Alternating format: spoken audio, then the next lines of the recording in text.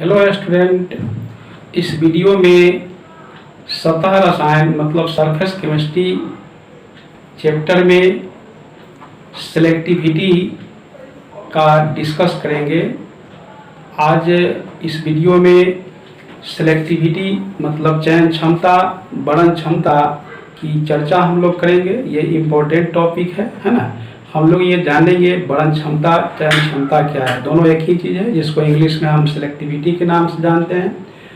तो इसी उत्प्रेरक का वह गुण जो किसी रासायनिक अभिक्रिया में प्रतिफल को दिशा निर्देशित करता है उसको चयन क्षमता अथवा वर्णन क्षमता कहा जाता है। मेरे कहने का मतलब किसी रासायनिक अभिक्रिया में प्रतिकारक समान हो, उत्प्रेरक को बदल दिया जाए तो प्रतिफल बदल जाता है। ठीक है, तो उत्प्रेरक की इसी गुण को हम चयन क्षमता कहेंगे, वर्णन क्षमता कहेंगे। मतलब किसी भी रासायनिक अभिक्रिया में कौन सा प्रतिफल बनने वाला है, किस प्रतिफल का निर्माण होगा, ये डायरेक्शन आपको कैटलिस्ट देते हैं। कैटलिस्ट ही दिशा निर्देशित करते हैं कि प्रतिफल जो बनने वाला है वो क्या होगा।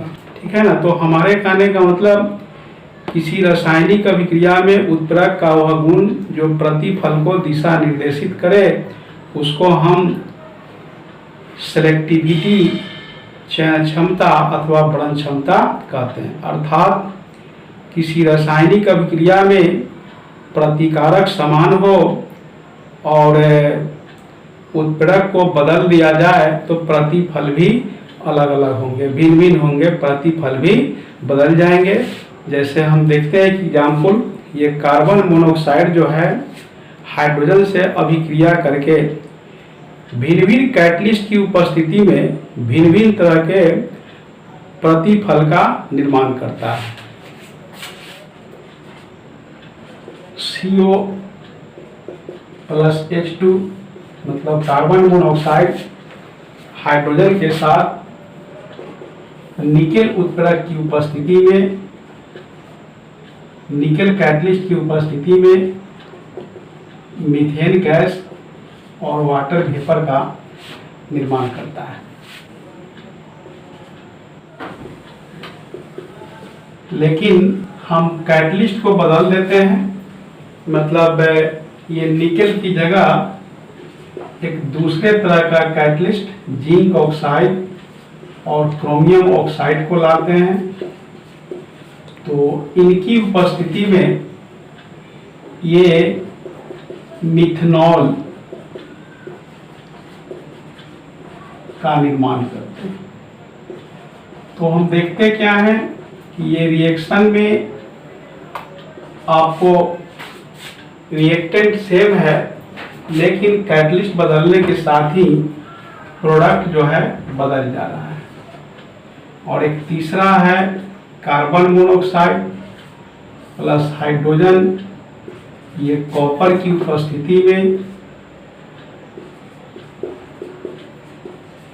आपका ये फॉर्मल्डिहाइड बनाता है। मतलब मीथेनॉल का निर्माण करता है, मीथेनॉल बनाता है। तो ये तीनों रिएक्शन में आप देखेंगे ये रिएक्टेंट जो है सेम है। CO प्लस H2 मतलब carbon monoxide plus hydrogen copper की उपस्थिति में मिथनॉल बनाता है। फॉर्मल्डिहाइड भी इसको कहते हैं। लेकिन carbon monoxide hydrogen zinc oxide chromium oxide की उपस्थिति में मिथेनॉल मतलब मिथाइल अल्कोहल बनाता है। और यही कार्बन मोनोऑक्साइड हाइड्रोजन निकेल की उपस्थिति में मीथेन और जल बनाता है। तो इस तीनों रिएक्शन में हम देखते क्या है कि रिएक्टेंट जो है सेम है। रिएक्टेंट तीनों में सेम है, कार्बन मोनोऑक्साइड हाइड्रोजन है तीनों रिएक्शन में। लेकिन कैटलिस्ट तीनों में चेंज होने के साथ साथ ये प्रोडक्ट भी बदल गया। तो मेरे कहने का मतलब किसी रिएक्शन में ये जो कैटलिस्ट है, तीर के चिन्ह पर जो लिखे गए पदार्थ है कैटलिस्ट है, ये डायरेक्शन देता है, यही बताता है कि कौन सा प्रतिफल बनेगा। देखिए ये carbon monoxide hydrogen, carbon monoxide hydrogen, carbon monoxide hydrogen. जब निकेल को लाते हैं तो मीथेन बनता है। निकेल को न लाकर जिंक ऑक्साइड, क्रोमियम ऑक्साइड को लाते हैं तो मिथाइल अल्कोहल बनता है। अगर निकेल और जिंक ऑक्साइड, कार्बन मोनोऑक्साइड नहीं लाकर हम कॉपर का यूज करते हैं, कॉपर कैटलिस्ट को लाते हैं तो मिथेनॉल बनता है। इसका मतलब ये हुआ कि ये कैटलिस्ट ही डायरेक्शन देता है प्रतिफल को। इसीलिए हम लोग कहते हैं कि किसी रासायनिक अभिक्रिया में उत्प्रेरक का वह गुण जो प्रतिफल को दिशा निर्देशित करे उसको चयन क्षमता या बढ़न क्षमता कहा जाता है। इसके बाद हम लोग एक नेक्स्ट टॉपिक देखेंगे, ये self selective catalysis. Self selective catalysis मतलब आकृति चयनित उत्प्रेरण।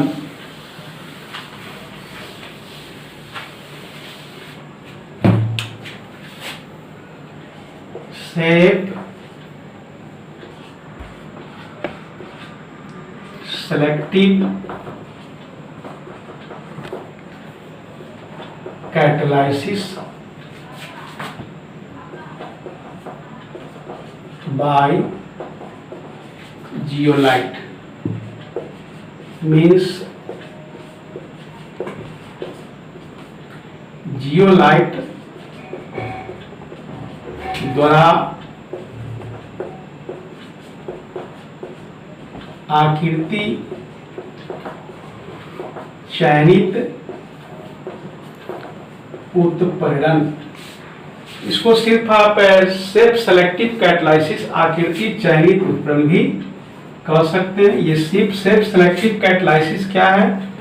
किसी उत्प्रेरण का वह गुण, मतलब कैटलाइसिस का वह गुण जो उत्प्रेरक में उपस्थित छिद्र की संरचना, प्रतिकारक एवं प्रतिफल की आकृति को बतलाता है, शेप को बताता है, उसको हम सेल्फ सेलेक्टिव कैटलाइसिस के नाम से, मतलब आकृति चयनित उत्प्रेरण कहेंगे।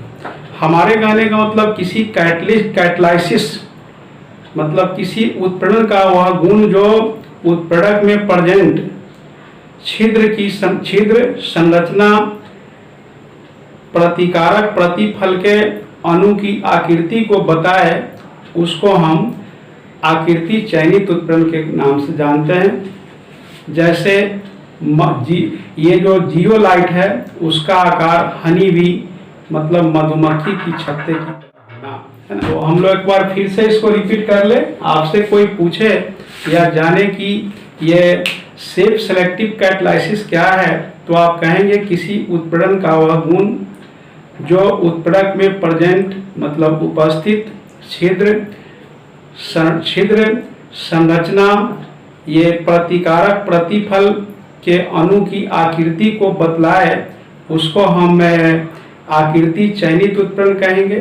जैसे ये जियोलाइट का आकार मधुमक्खी की छत्ते की तरह होना। एक नेक्स्ट टॉपिक है आपका एक्टिविटी।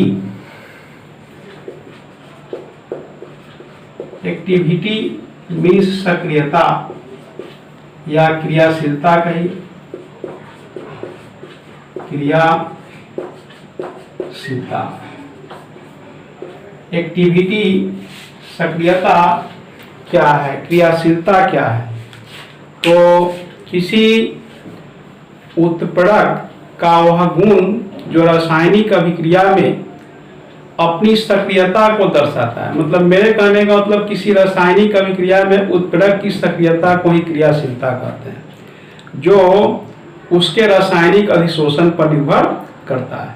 जैसे सिंपली आप हाइड्रोजन को ऑक्सीजन से अभिक्रिया कराते हैं प्लैटिनम की उपस्थिति में, तो जल का निर्माण करता है। इसमें प्लैटिनम की जो एक्टिविटी है ना, प्लैटिनम की जो सक्रियता है, उसी को हम लोग कौन सी कहेंगे, ये क्रियाशीलता के नाम से जानेंगे।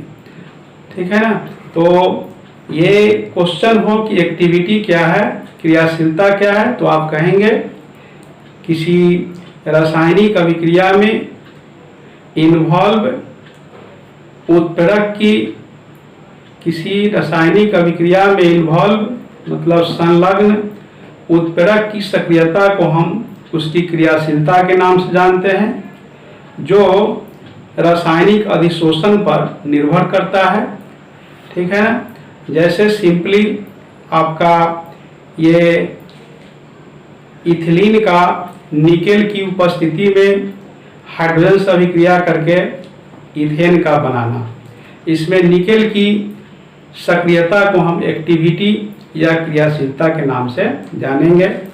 तो इस वीडियो में हम 3 चीज पर डिस्कस किया है ना। ये सेलेक्टिविटी, सेल्फ सेलेक्टिव कैटालिसिस और एक्टिविटी। इस वीडियो में इतना ही। नेक्स्ट वीडियो में हम कंटिन्यू